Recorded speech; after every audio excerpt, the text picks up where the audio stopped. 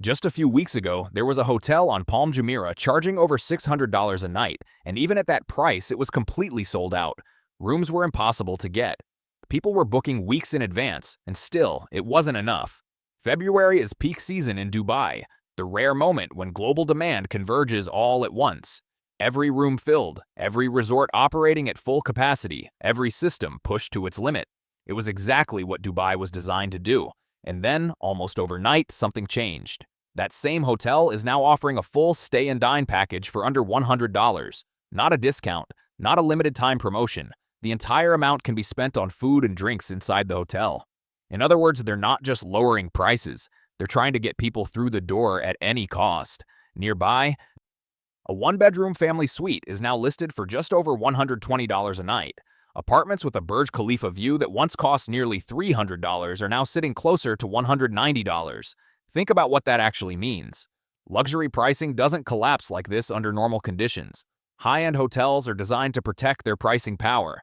Even during slow periods, they reduce inventory, not value. They would rather leave rooms empty than slash prices to this level. Because once a luxury brand signals desperation, it doesn't just lose revenue, it loses positioning. So when prices fall this fast and this deep, it's not a strategy, it's a signal that something underneath the system has broken. Because this isn't just one hotel reacting to lower demand, this is happening across the city.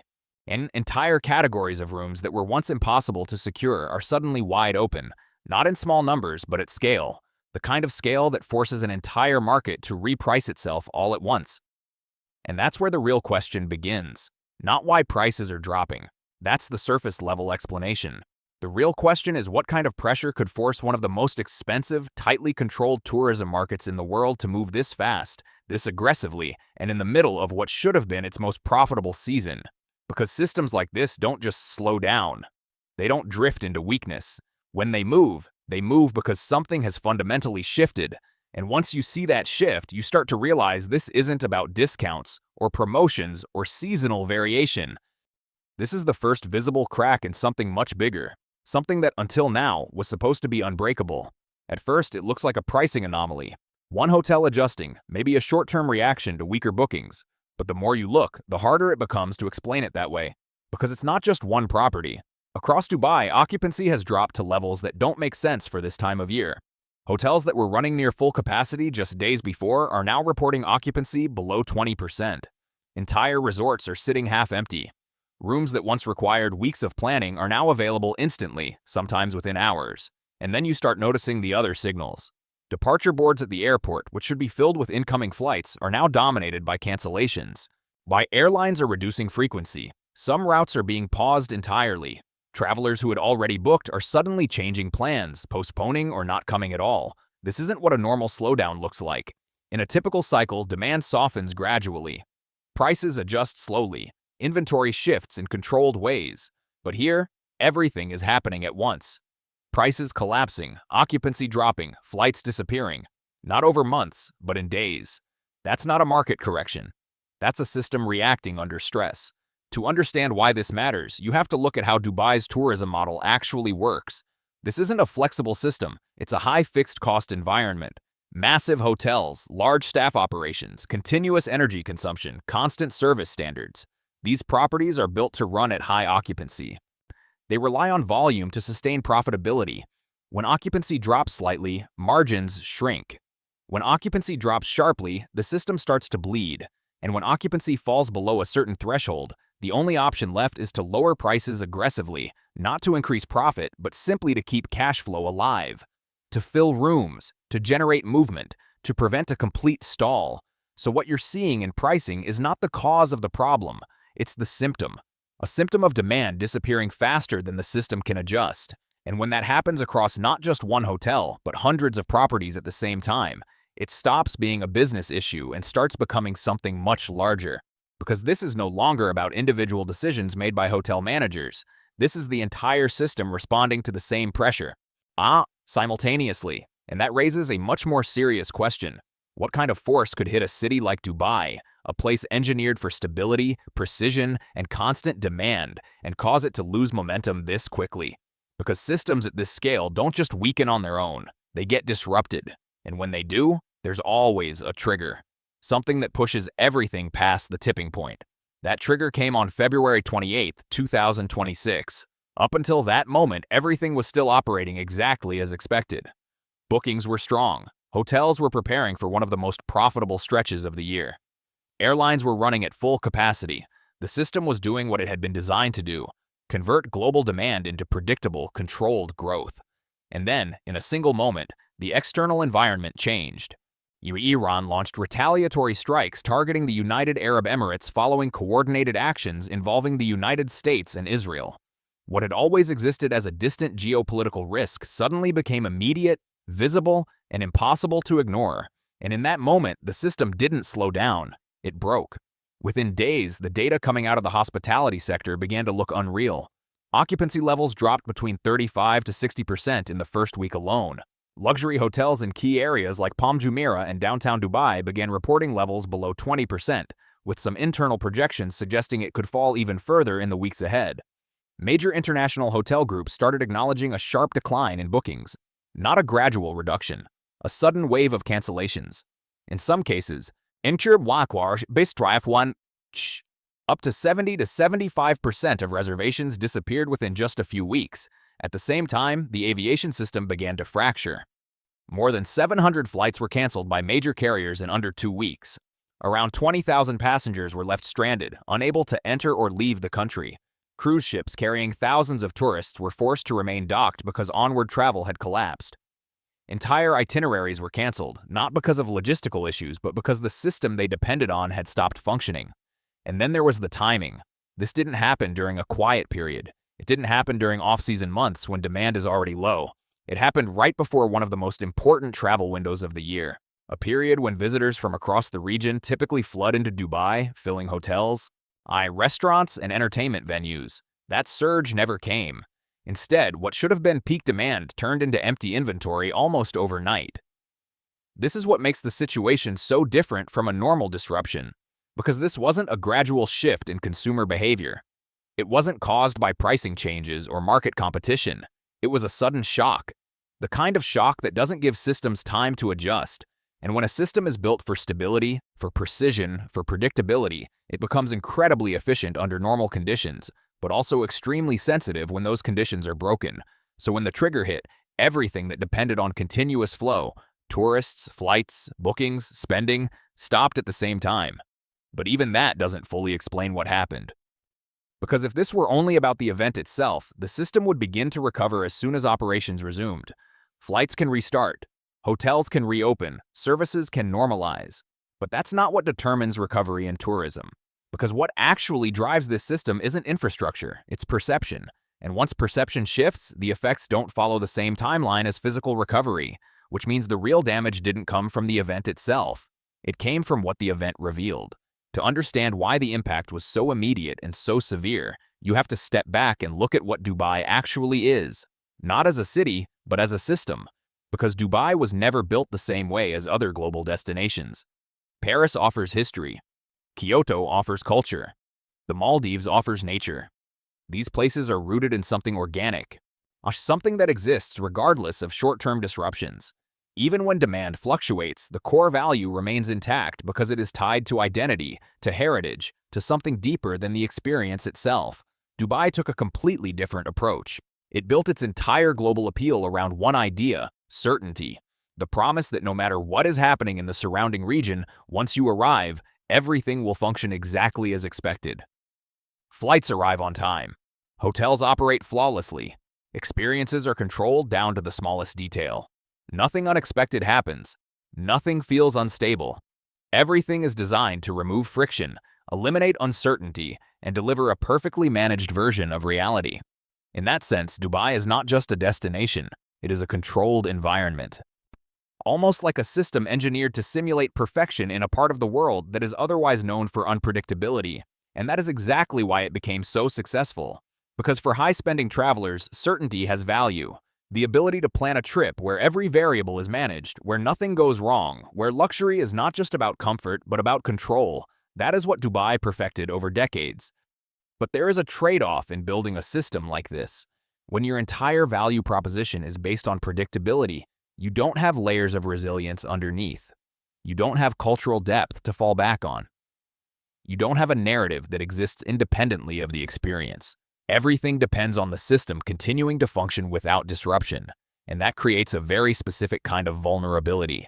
Now, because systems built on certainty do not fail gradually. They don't slowly lose competitiveness.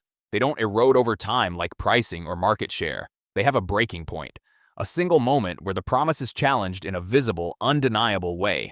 And once that happens, the entire perception shifts almost instantly. That's what makes this situation so different, because the event itself didn't just interrupt operations, it contradicted the core promise. For years, the idea of instability in the region existed only as background noise, something distant, something abstract, something that didn't affect the Dubai experience. People could see headlines about geopolitical tensions, but once they landed, those risks felt irrelevant. The system absorbed them, filtered them out. But on February 28th, that abstraction became visible. Images of smoke rising near major landmarks, reports of disruptions at key infrastructure points, scenes that, for the first time, connected the broader regional risk directly to the Dubai experience. And once that connection is made, it cannot be undone easily, because the system is no longer perceived as isolated. It becomes part of the same uncertainty it was designed to protect against. And when that happens, the value of certainty, the very thing people were paying for, starts to disappear, which means what's being affected here is not just tourism demand, it's the foundation of the entire model. And once that foundation is questioned, everything built on top of it begins to shift. At this point, it's easy to assume that the scale of the collapse is directly tied to the scale of the event itself. Missiles, airspace disruptions, canceled flights. It feels like a physical shock, something tangible that explains everything we're seeing. But when you look closer, the numbers don't fully support that conclusion. The majority of the attacks were intercepted. The physical damage, while visible, was limited. Most hotels remained operational. The city resumed basic functions within days. Flights began returning shortly after. From a purely operational standpoint, the system recovered far faster than the collapse itself. And that's the contradiction, because if this were only about physical disruption, recovery would follow the same timeline. Operations stop, then restart. Demand drops, then returns. The system resets. But that's not what's happening. Because tourism doesn't run on physical reality, it runs on perception, and perception doesn't recover on schedule. Once images of instability enter the global consciousness, they don't disappear just because conditions improve. They get shared, repeated, and reinforced. Millions of people see them, interpret them, and store them as part of how they understand a place. And from that point forward, every decision becomes filtered through that perception. You don't need to experience risk directly, you just need to believe it exists. That's where the real damage begins. Not in the visible destruction, but in the invisible shift that follows. A shift that happens quietly, one decision at a time. Someone opens a travel app. They see Dubai. They hesitate. Not because the city is closed, not because the hotels aren't ready, but because something feels uncertain. And instead of analyzing it deeply, they simply move on. They choose another destination, one that feels more stable, more predictable, more aligned with the experience they're looking for. And this doesn't happen once, it happens thousands of times. Individually insignificant, but collectively powerful. There's a moment in every market shift where numbers stop explaining behavior and psychology takes over. This is that moment. You can see it in individual stories. A tourist who was in a hotel when the strikes occurred later says she doesn't know when she would feel comfortable returning. That hesitation on its own doesn't seem like much, but it represents something larger, a reflection of a broader shift happening across the entire demand base. Because she's not alone, she's just one visible example of a silent pattern. Behind every canceled booking, every empty room, every grounded flight, there are people making the same decision. Not based on data, not based on detailed analysis, but based on a feeling that something has changed. And that feeling has a name: trust. Trust is what allowed Dubai to function as a certainty-based system. It's what made people comfortable spending large amounts of money, planning months in advance, committing to an experience they believed would unfold exactly as expected. And once that trust is broken, even slightly, it doesn't return immediately. It doesn't respond to price cuts. It doesn't respond to marketing. It doesn't respond to quick operational recovery, because trust isn't rebuilt through information. It's rebuilt through time. And that creates a lag between physical recovery and behavioral recovery. which means what we're seeing right now is not just a temporary disruption. It's the beginning of a longer, slower process, a process where the system may already be functioning again, but the people it depends on are not yet ready to return. And that gap between reality and perception is where the real damage exists. But if you stop at trust, you're still only seeing part of the picture, because the event didn't create the vulnerability. It exposed it. Long before February 2026, the foundations of Dubai's tourism model were already under pressure. It just wasn't visible yet, hidden beneath record-breaking visitor numbers and high occupancy rates. Start with supply. By early 2026, Dubai had more than 800 hotels and over 150,000 rooms, with a significant portion concentrated in the luxury segment. And the pipeline didn't stop there. Thousands of additional high-end rooms were already planned or under construction. On the surface, this looked like growth. In reality, it was a system becoming increasingly dependent on maintaining extremely high demand just to stay balanced. And there were early warning signs. Even before the crisis, occupancy was rising, but average daily rates were beginning to fall. That's a subtle but important signal. It means hotels were already discounting to sustain demand. The system was working, but it was working harder than it appeared. And when a system is already under pressure, it doesn't take much to push it past its limits. Then there's the structure of demand itself. Dubai's tourism economy is not evenly distributed throughout the year. It relies heavily on a specific window, roughly from November to April, when weather conditions are ideal and global travel flows peak. Outside of that period, Napoli extreme heat reduces demand significantly, which means a large portion of annual revenue is concentrated in a relatively short time frame. And that's exactly when the disruption occurred. Not during a low-demand period where losses could be absorbed, but at the peak when the system generates the majority of its income. Remove that window, even partially, and the impact multiplies across the entire year. But there's an even deeper layer. For years, Dubai focused on building spectacle. Iconic landmarks, luxury experiences, large-scale developments. It created a city that impresses instantly, a place designed to deliver visual impact and high-end convenience. But in doing so, it also shaped how people relate to it, because unlike destinations with deep cultural roots, Dubai's appeal is tied more to experience than identity. It's something you visit, something you consume, rather than something you connect with on a deeper level. And that matters, because when a destination is built primarily on experience, it depends on that experience being flawless. Once it's disrupted, even briefly, there's less emotional attachment to keep people coming back. And that's where the shift begins. Because while Dubai was dealing with disruption, other destinations were not. Places like Japan, Italy, Greece, and Southeast Asia continued operating normally. No major interruptions, no perception shocks, no uncertainty affecting the experience, and global travel demand didn't disappear. It moved. Travelers who had already planned, already budgeted, already committed to taking a trip didn't cancel the idea of traveling. They simply redirected it.